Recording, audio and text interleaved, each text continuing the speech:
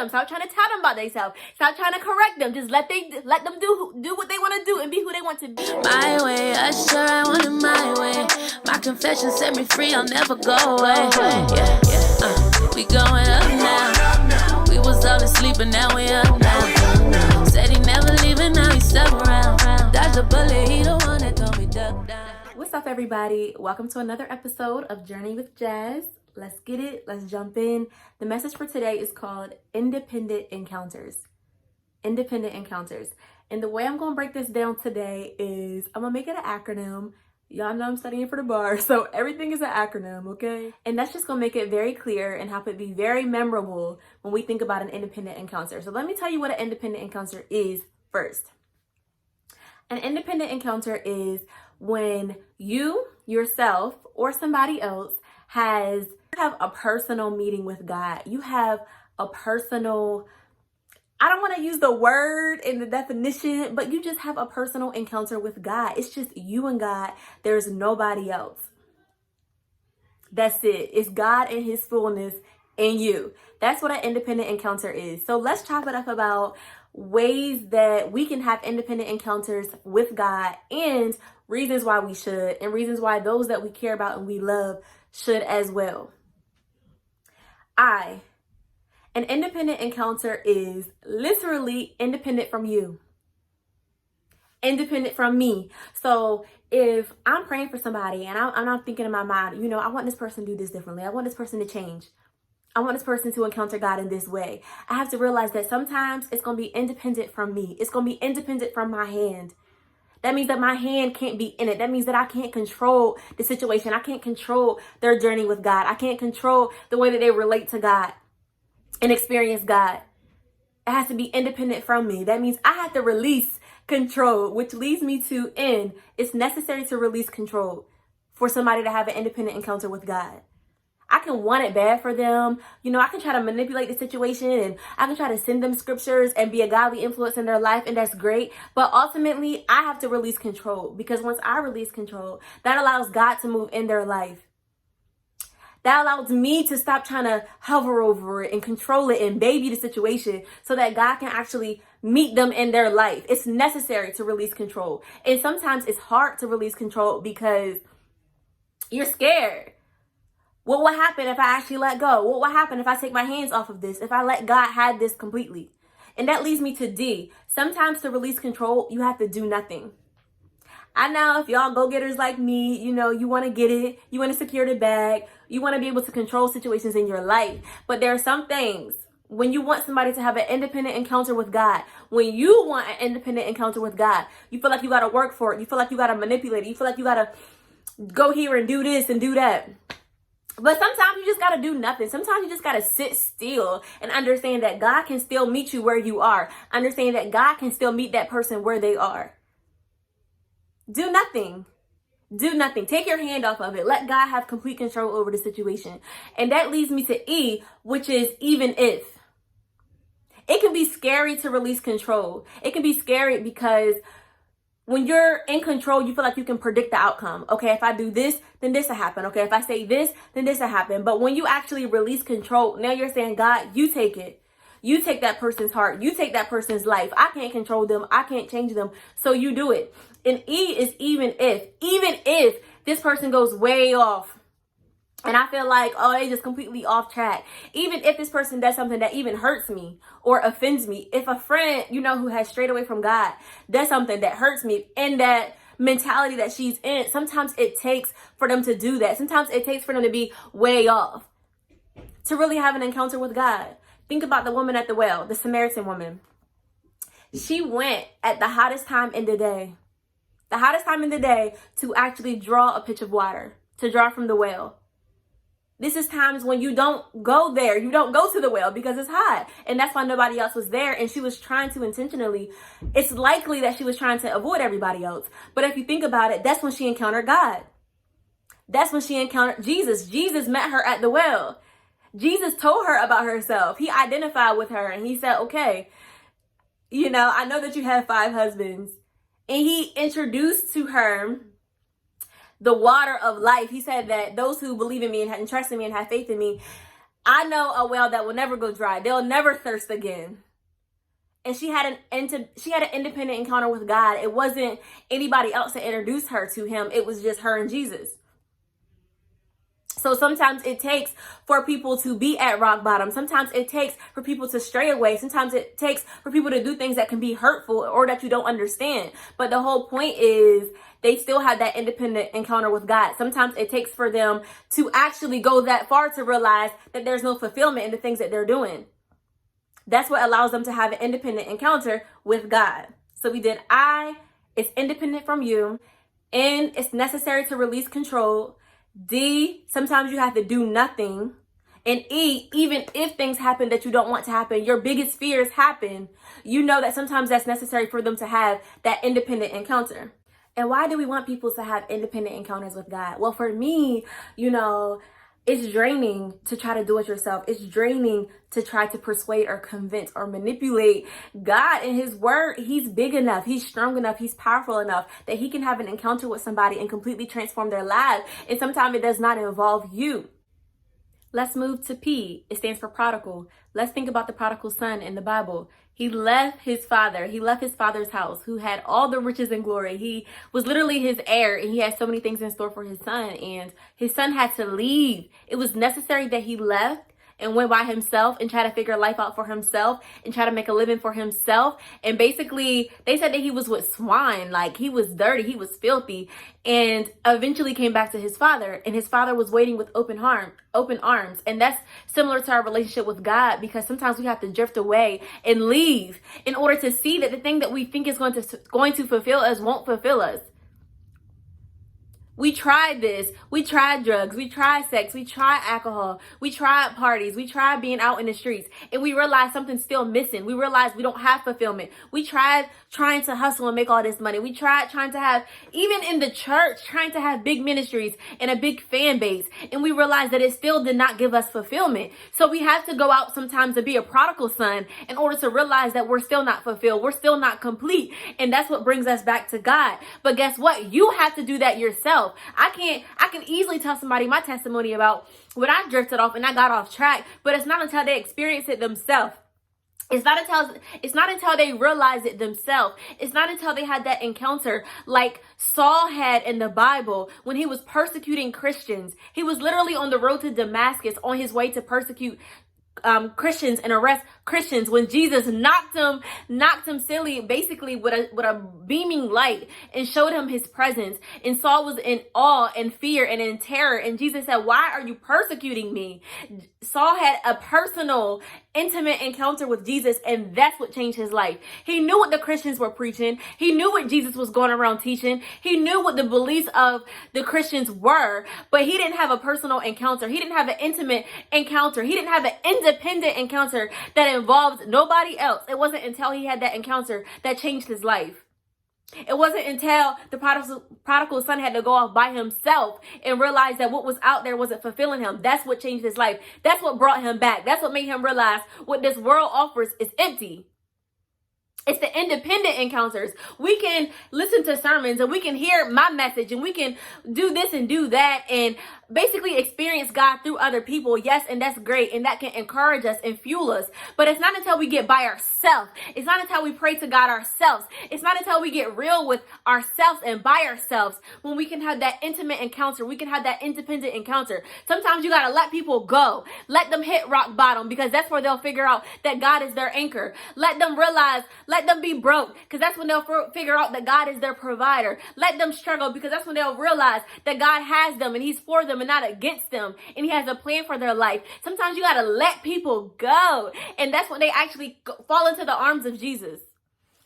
See, for me, when I'm alone, that's when God checks me about stuff. When I'm alone, that's when, I can hear God's voice, or I feel convicted about something I said that day, or I feel convicted about something I did that week. It's when I'm alone that I really can confront myself, and it's just me and God. Nobody has to come to me and correct me. Nobody has to point things out towards me. The Bible does say that we can correct and rebuke and point things out to each other. And sometimes that does work when you have that strong relationship with somebody. But let me tell you, the most powerful way for somebody's heart to change, the most powerful way for them to transform, is that one-on-one independent time. Because for me, I want to know who you are when you're by yourself.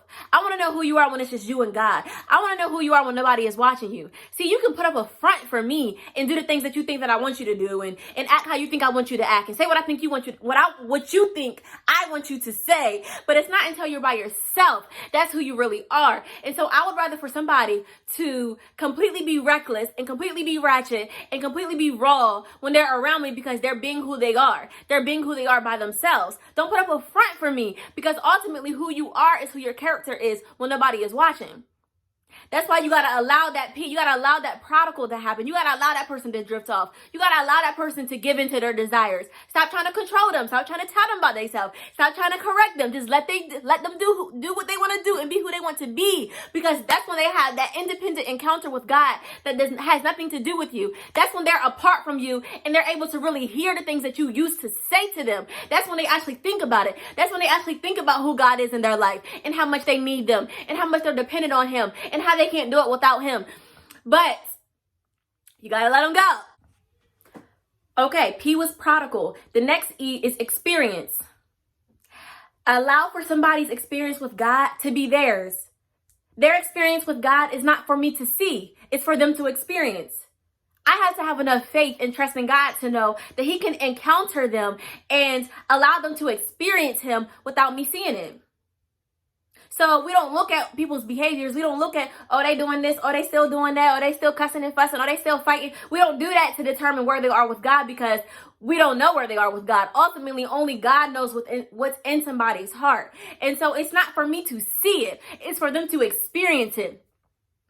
Y'all not listening to me. So if I see something, if I see behaviors that I don't like, or if I see things that, I don't think, okay, is this God? Is this Christ-like? Okay, is this person saved? Does this person really give their life to God? See, that's not my job. My job is to release them to God and allow God to transform them. My job is to release them to God and allow them to experience God on their own. It's not for me to check in to see where they are. It's not for me to check in to see how they're acting. Because when you do that, people basically cater their behavior based on to what they think you're looking for. So whatever you're looking for, that's what I'm gonna give you. And whatever you want me to say, that's what I'm gonna give you. No, baby, do what you want to do. Be who you want to be, okay? Because I want you to experience God independent of me. Don't do it so I can see it. Do it so that you can get your heart changed. Do it so that you can get healed. Do it so that you can be different.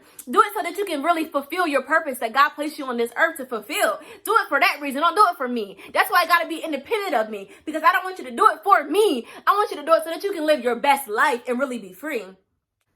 And that's why we have to trust God, because again, it's about their experience. Their experience may not be like my experience. I know when I came to Christ and I was serious and I was devoted, I had to cut some people off. I had to leave some people behind. I had to make different moves. It was a switch. So I couldn't go where I used to be. I couldn't be where I used to be. That was just my experience.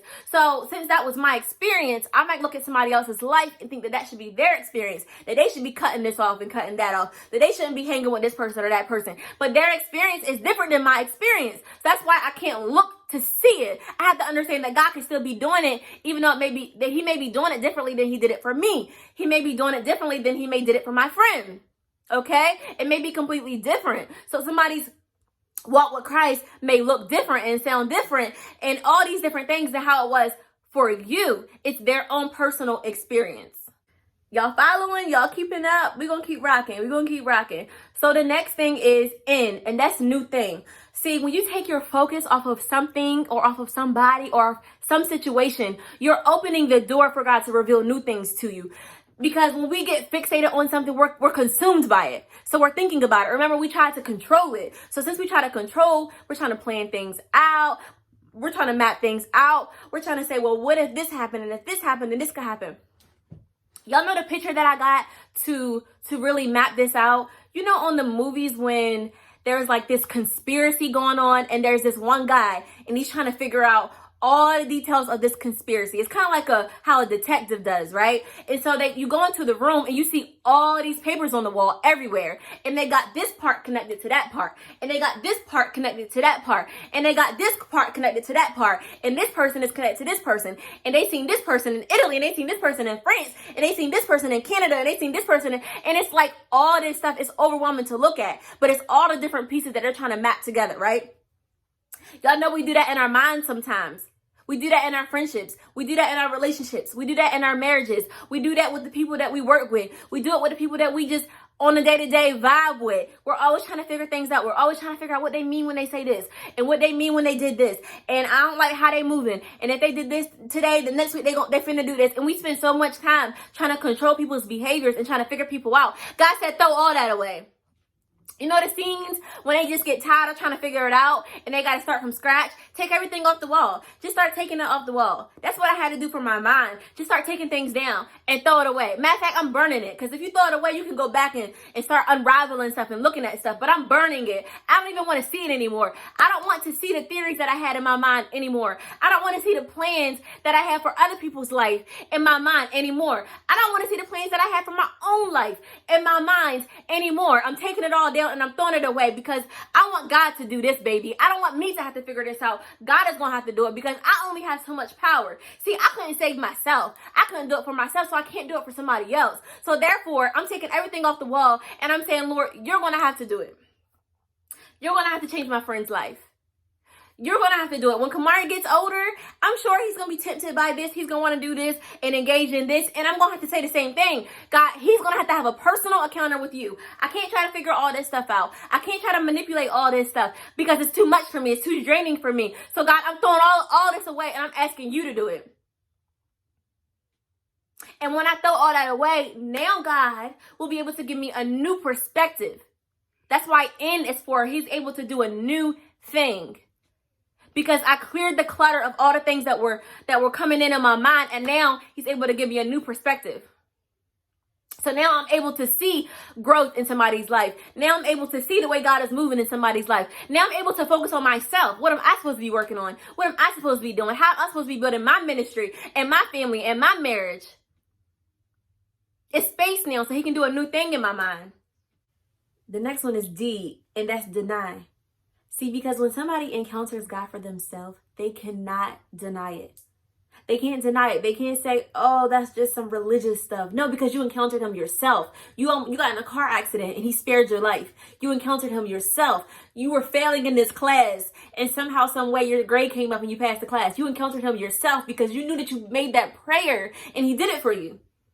So you can't say that it's religion. You can't say that it's, oh, the pastor's just trying to get money. He's just trying to get, all these things that we say about church and religion. When we had that personal encounter, when we had that independent encounter, we can't justify it away. See, if you only experience God through me, then that means that when I mess up or when I fall short or if I show you a trait that you feel like, oh, that's not Christ-like, which I will because I'm human.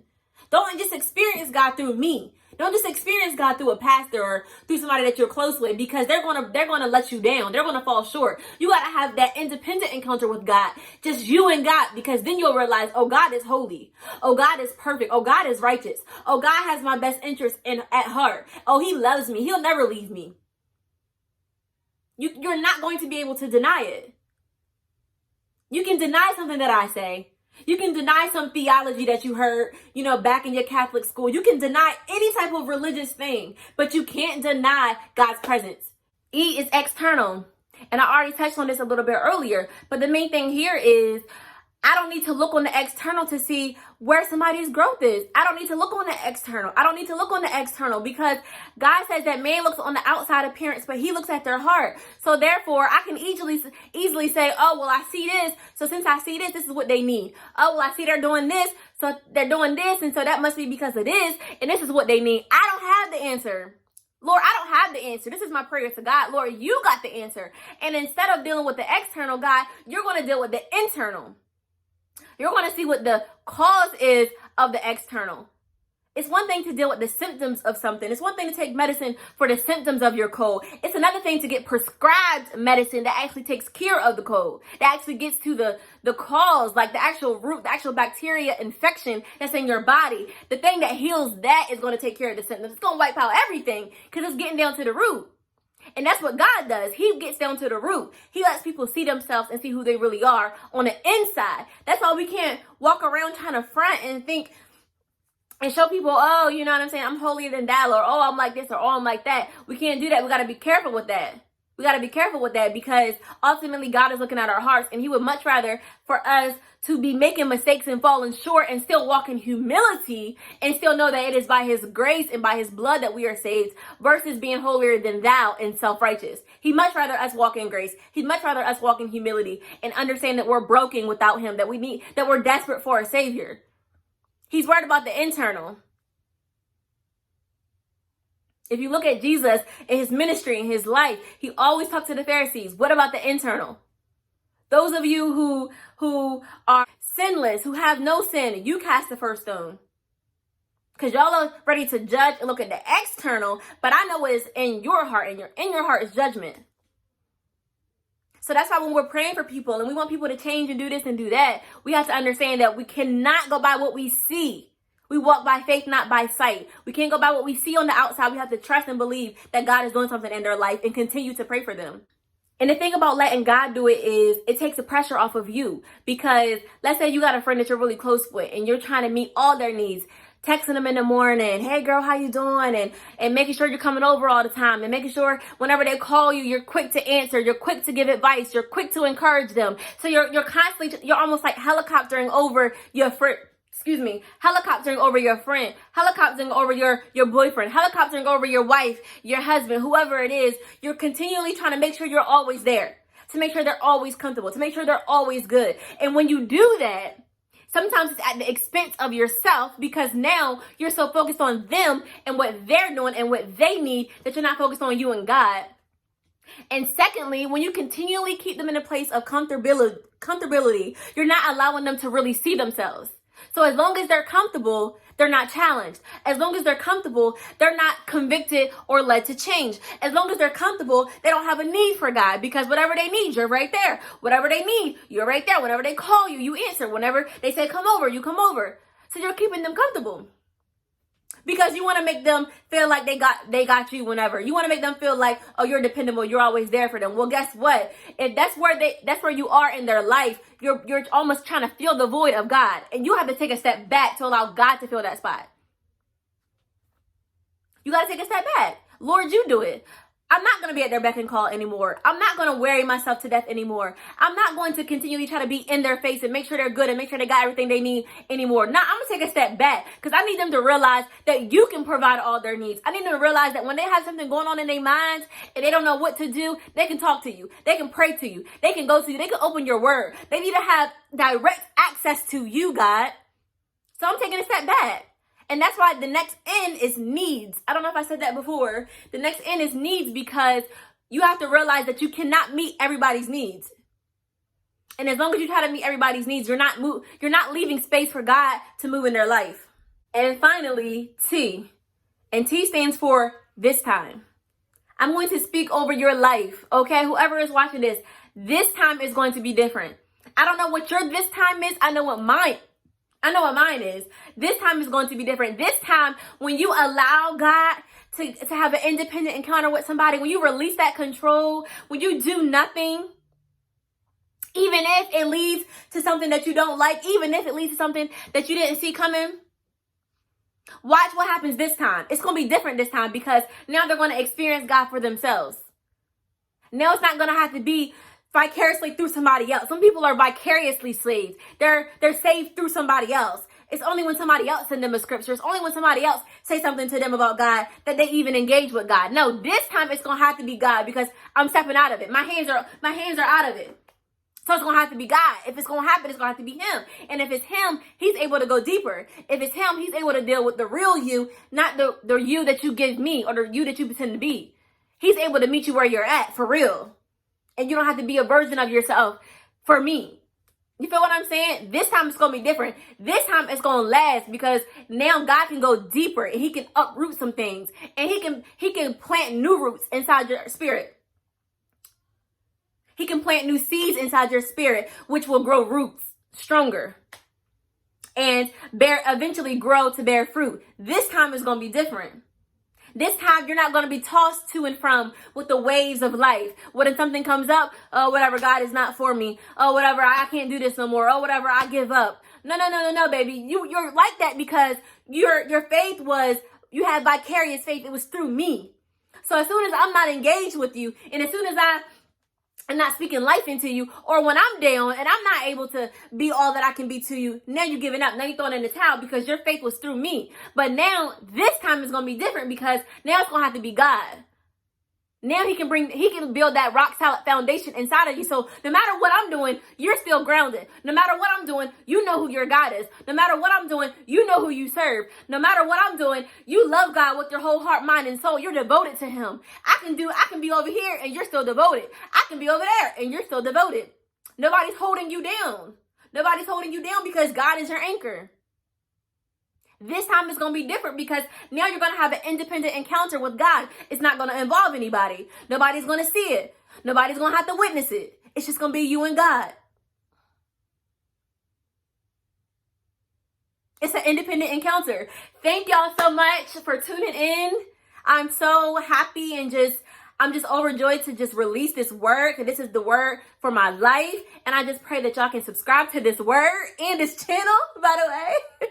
And tune in to my next episode of Journey with Jazz. I love you guys. And I'll just pray, because I know that was a mouthful, and I know you may have emotions all over the place, and you may have all types of thoughts. So I just want to pray to seal the deal. Heavenly Father, I just thank you for this word. I just thank you for the ways that we're going to be blessed by really walking out this word in our life. Lord, I just pray that we're able to release control. Lord, that after this message, we have our own time with you where we decide to release control, that we decide to release situations and people and circumstances to you, Father God. And we know that we're going to have an independent encounter with you. We're going to have a testimony with you, and you're going to do exceedingly and abundantly in our lives. So God, we thank you and we praise you. In Jesus' name, amen.